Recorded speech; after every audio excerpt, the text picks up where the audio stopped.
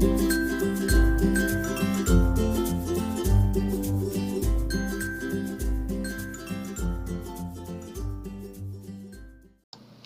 friends, this is the Miss Wolfie from our Half Acre Homestead. It is Good Friday, April 3rd, 2015. And today is Q&A Friday with what's going on. Now, before I get into these several sheets of questions that I've got, I want to share with you that, yes, we closed our bank account yesterday. We are now full-fledged members of our credit union.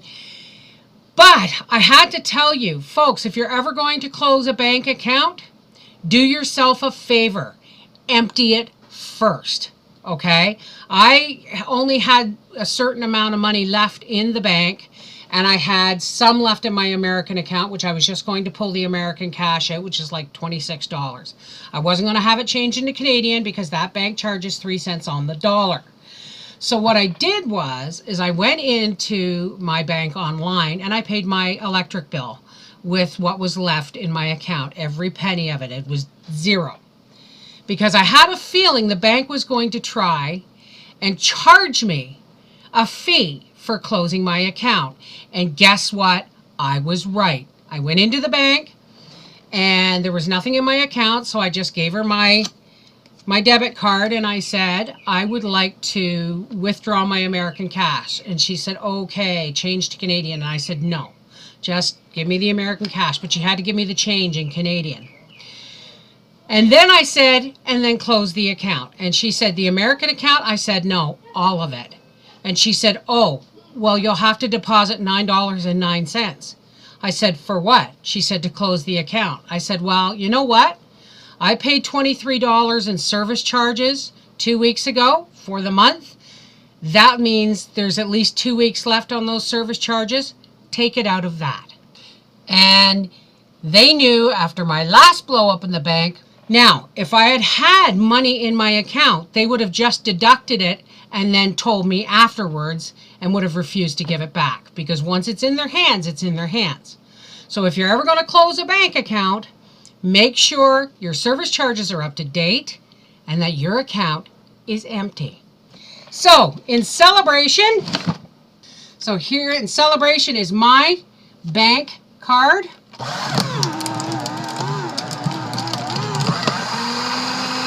And here is Papa's.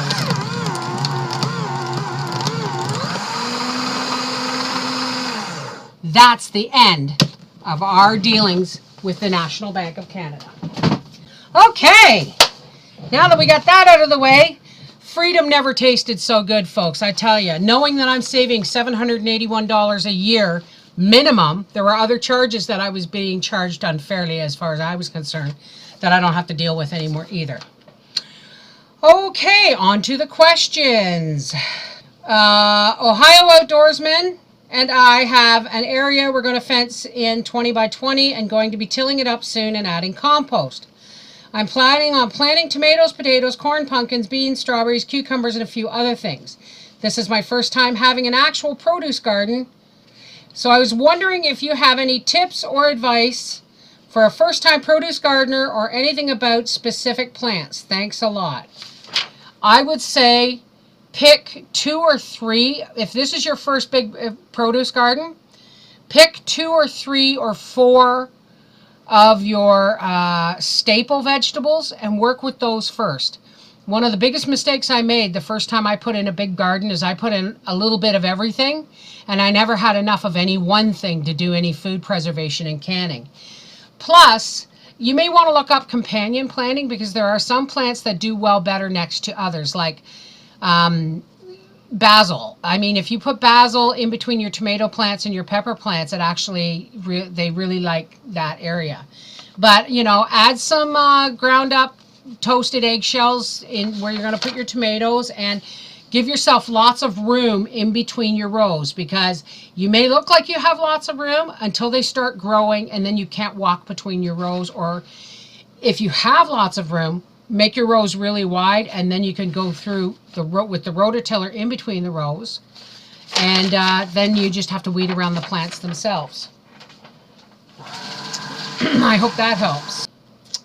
Canning lid's not rated for more than 1 year anymore. So what about tightening the rings as we do after canning and keeping them on? I wouldn't advise it. Once your lid, they're only saying they're only rated for 1 year for one reason. Well, okay, it's more than one reason. A, they want you to buy more, and B, they're covering their butts from being sued. So that if the lids fail after a year, they can say, "Oh, well, we told you they're only rated for 1 year, but I still have stuff in my pantry that's 3 years old, and I never have a problem with it." Also, if we want to take the rings off, my grandmother used to wax the outside of the rims of both glass lids after the process and the jars were cooled, much in the way back in the day for sealing corks on bottles. If you want to do that, that's great. But I recommend putting some kind of bumper pads on your jars, like Cat's Cradle puts bumper pads on all her canning. Whenever she has socks that wear out, she cuts the foot off and she uses the sleeve and covers the jars so that if there's an earthquake or anything and they bang together, they don't crack. So if you're going to wax them, I recommend putting bumpers on, because if the wax bangs together, it will break off. And I do recommend using cheese wax. Paraffin wax would be too brittle. Cheese wax is more forgiving. Oh, what hardiness zone am I in? I'm in 4A. I'm really excited. I just ordered, in the spirit of things being turned GMO, regardless how much we say we don't want things GMO, they're coming out with new genetically modified apple trees.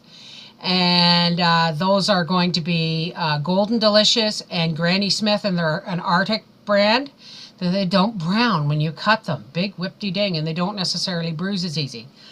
But we don't live in apple orchard country, so any apples I plant that aren't genetically modified stand a good chance of remaining to their original status genetically. So I've ordered a dwarf. I think it's called Arcana, or Arcana, a dwarf Arcana apple tree, because I already have a couple of apple trees, and they don't produce fruit because they're all at different ages, and when one would bloom, the others wouldn't because they were too young. So, but I've ordered another apple tree, and I've ordered 2 damson plum trees. A friend of mine, thank you, Barb, sent me some cups with damson plums on them, and when I was ordering plum trees, I decided to get those. As for plum trees, if you're going to plant plums, always plant 2 of the same breed. Like if you're getting, they don't have to be the same name, but if you're getting European plums, then you should get 2. If you're getting American plums, you should get 2, because they really do need 2 to pollinate each other. You can have different kinds of apple trees and they'll pollinate each other, but plums, you really always want to buy 2 of the same breed. And I've ordered 2 grapevines, and they look like a Concord grape, and they're very much like a Concord grape, but these are the oldest heritage grapes you can get, and they work as good as a Concord grape, but they're called buffalo grapes. That's how far back they go, and they are cold hardy. So that's what's going on. This is the Mrs. Wolfie from Our Half Acre Homestead saying I hope everybody has a blessed and joyous Easter weekend. Take care. Bye-bye.